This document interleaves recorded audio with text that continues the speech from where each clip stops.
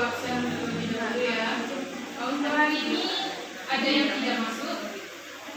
Ada siapa? Widya Madani. Kenapa?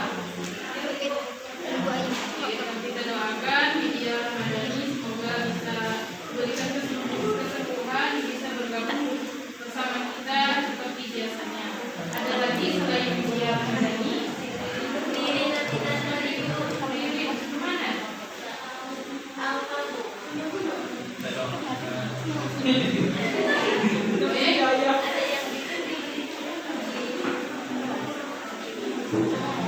Masih semangat kan belajarnya? Jadi materi kita hari ini adalah menyederhanakan bentuk aljabar.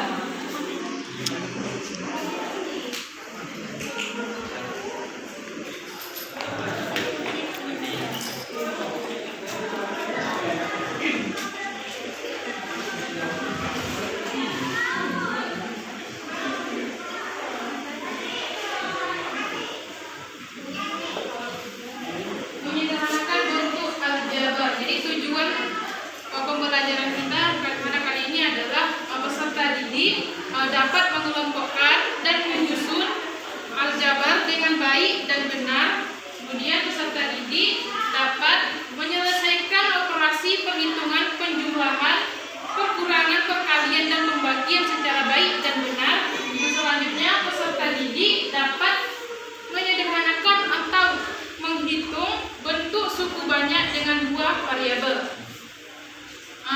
Di sini Ibu mau bertanya, ada yang masih ingat gak apa sih yang dimaksud dengan aljabar ini? Di kelas 7 kita sudah belajar aljabar, jadi Ibu mau mengingat kembali apa yang dimaksud dengan aljabar. Kira-kira siapa yang mau menjawab apa itu yang dimaksud dengan aljabar? Ada yang masih ingat?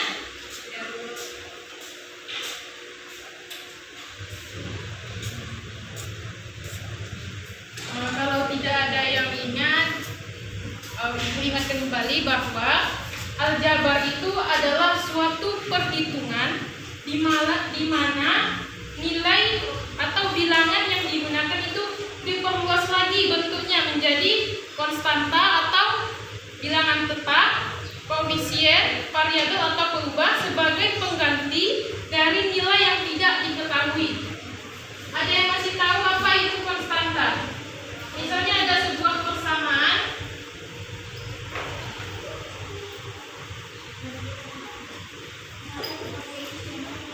Nah, di sini yang mana yang disebut dengan koefisien? 3 nih. Ya, ini. Variabel x dan y.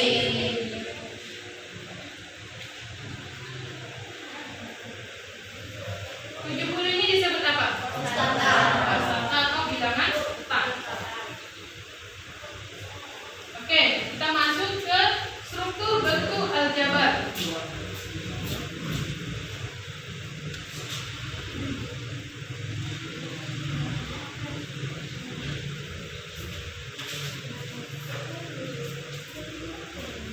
Struktur bentuk aljabar itu ada dua. Yang pertama bentuk suku tunggal atau monom, yang kedua bentuk suku banyak atau polinom. Ada yang tahu apa itu monom? Monom apa? Ada yang tahu? Monom itu adalah bentuk aljabar di mana merupakan hasil perkalian dari pembilang dengan variabel atau variabel dengan variabel. Dari definisi itu dapat dipercontoh misalnya 2x. Ini kan bentuk perkalian antara bilangan dengan variabel. Ini contoh dari bilangan tunggal atau monom. Selanjutnya atau bilangan hasil perkalian dari variabel dengan variabel. Misalnya x dan y. X dan y ini kan variabel. Nah, ini disebut suku tunggal juga, bentuk tunggal juga. Karena perkalian antara variabel dengan variabel. Nah, selanjutnya bentuk suku banyak atau polinom.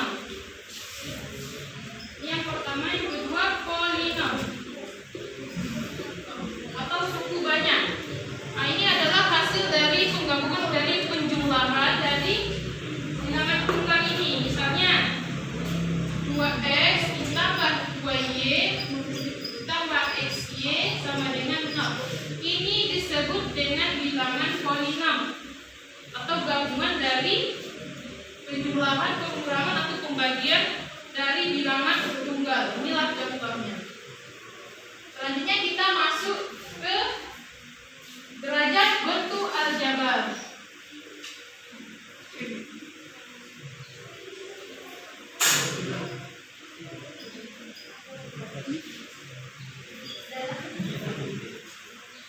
Derajat bentuk aljabar ini adalah banyaknya variabel yang dikalikan dalam suku tunggal. Banyaknya variabel yang dikalikan dalam suku tunggal. Misalnya 2x. 2x ini sama dengan 2 dikali x. Berapa kali di sini pengalian variabelnya? Variabel dengan variabel. 1 kali. 2 ini bukan variabel, ini koefisien. Jadi ini berderajat 1. Selanjutnya 2xy. 2xy ini berderajat berapa? 2, yaitu x dikali y. Ya, 2. 2x kuadrat y kuadrat berderajat berapa?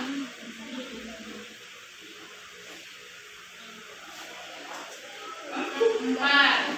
X dikali x dikali y dikali y berderajat 4. Sampai sini masih ada yang mau ditanyakan? Jika tidak ada, kita masuk ke permasalahan atau contoh.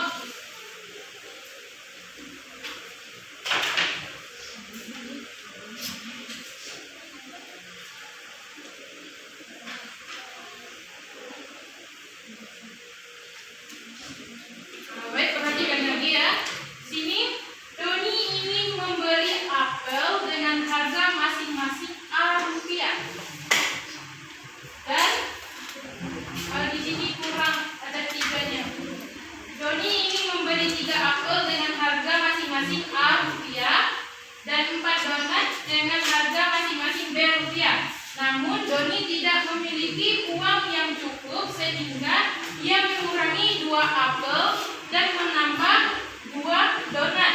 Nah, dari situ kita ubah menjadi bentuk aljabar. Kita misalkan A itu apel, B itu donat. Pertama Doni membeli berapa apel? 3. Karena tadi apel sudah bisa kita misalkan sebagai A, jadi 3 apel sama dengan 3A.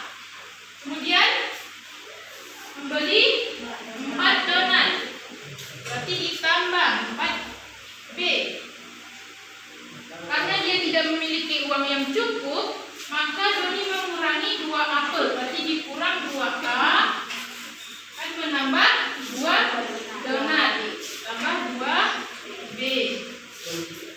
Nah, dari kan sudah didapat nih apa persamaannya. Kemudian kita sederhanakan. Dalam menyederhanakannya, kita sederhanakan terlebih dahulu yang mempunyai variabel yang sejenis.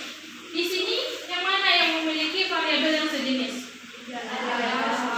3A dikurang 2A, kemudian 4B tambah 2B. 3A dikurang 2A, 4B ditambah 2B, 6B. Jadi inilah hasil dari bentuk aljabar. Nah, selanjutnya buat kelompok yang terdiri dari 4 sampai 5 orang. Kemudian kerjakan LKPD menurut kelompok masing-masing.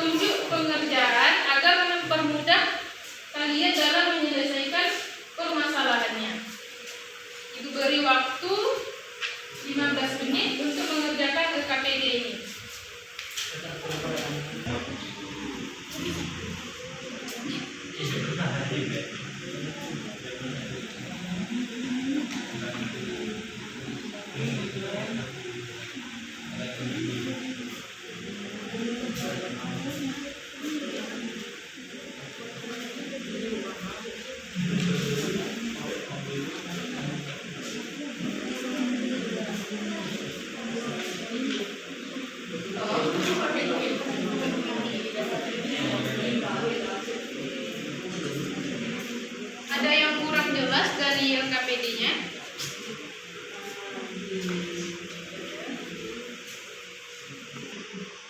Waktunya sudah habis. Apakah sudah selesai? Sudah, Bu. Oke, untuk Ibu mohon pada Agnia untuk mengumpulkan semua LKPD di kelompok masing-masing.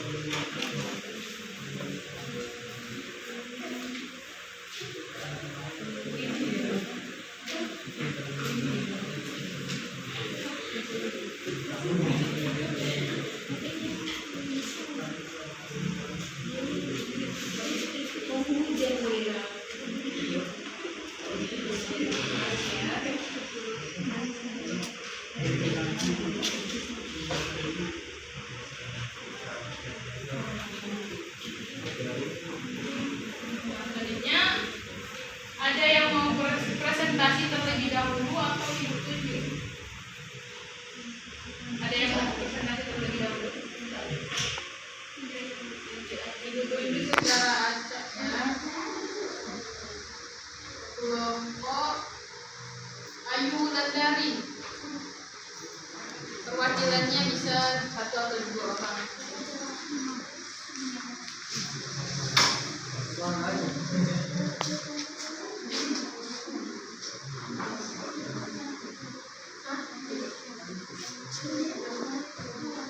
Disimak ya. Baiklah, saya akan menjelaskan LKPD. Soal pertama yaitu suatu ketika Bu Yati membeli 2 kg telur dan 1 liter minyak goreng. Setelah sampai di rumah, Bu Yati masih merasa kurang. Kemudian Bu Yati membeli lagi 1 kg telur dan 1 liter minyak goreng. Berapa jumlah telur dan minyak goreng Bu Yati? Nyatakan dalam bentuk aljabar. Pertama kita misalkan dulu A sama dengan telur dan B itu adalah minyak goreng.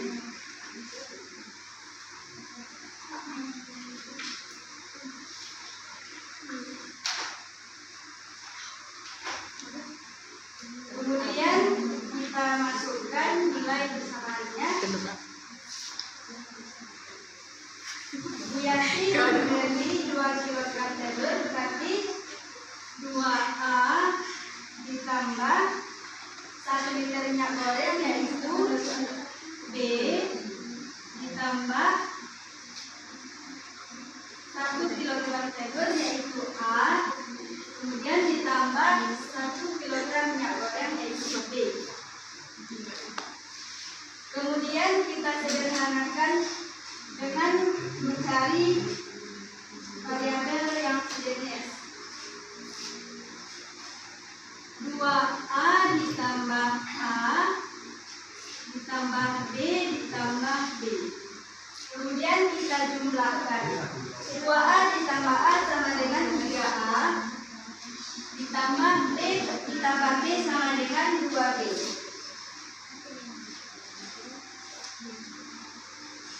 Jadi jumlah telur dan minyak goreng Bu Yati dalam bentuk aljabar yaitu 3A ditambah 2B.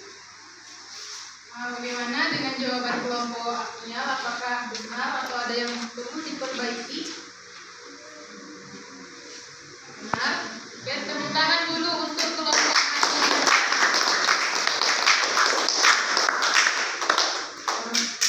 Dari hasil LKPD yang telah dilakukan, sepertinya anak-anak sekalian sudah paham dengan penjelasan materi hari ini. Jadi, atau masih ada yang ditanyakan? Ada yang perlu kita diskusikan lagi? Tidak, Bu. Berarti paham semua ya? Paham. Oke,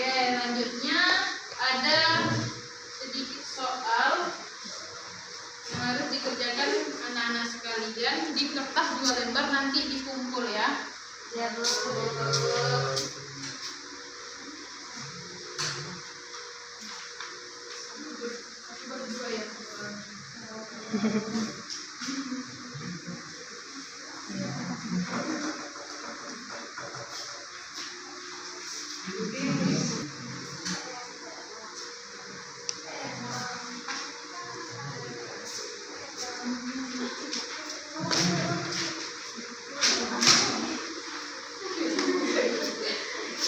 dikerjakan 1 sampai 2 saja. Memang. Nah,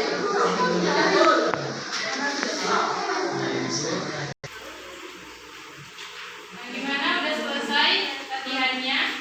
Nah, kalau sudah silahkan dikumpul ke depan, perwakilan juga boleh. Kumpulan.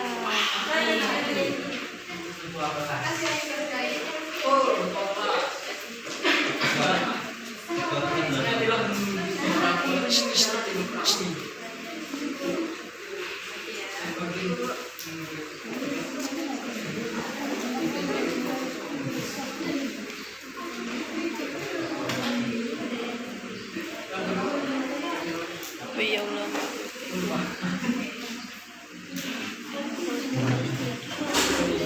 Setelah Ibu periksa, ternyata masih ada yang salah dari beberapa tempat belajar. Jadi harapan Ibu untuk kedepannya materinya ini lebih didalami lagi ya di rumah. Kalau misalnya tidak paham di sini, bisa diulang lagi di rumah atau bertanya kepada teman-teman yang sudah paham, ya. Nah, jadi pada kesempatan kali ini sampai di sini saja. Dan siapa yang bisa menyimpulkan pembelajaran kita hari ini? Ayo Bu, Ayu Bulan dari silahkan Ayu. Baik teman-temanku sekalian, pada pelajaran kita hari ini saya akan menyimpulkan masalah jalan. Sawal dia nggak mau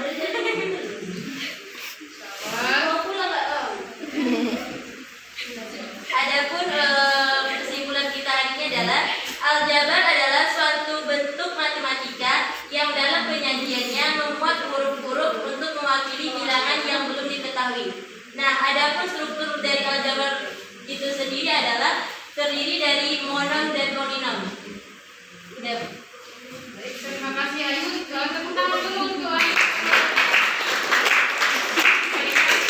Rangkuman dari pembelajaran kita hari ini. Jadi seperti yang dijelaskan Ayu tadi, bahwa aljabar ini adalah suatu pengganti dari nilai yang tidak diketahui pada suatu persamaan. Jadi jika tidak diketahui suatu persamaan itu apa nilainya, maka aljabar inilah yang kita gunakan atau variabel inilah yang digunakan untuk mengetahui nilai dari suatu bilangan tersebut. Nah, baik, cukup sampai di sini saja pembelajaran kita hari ini.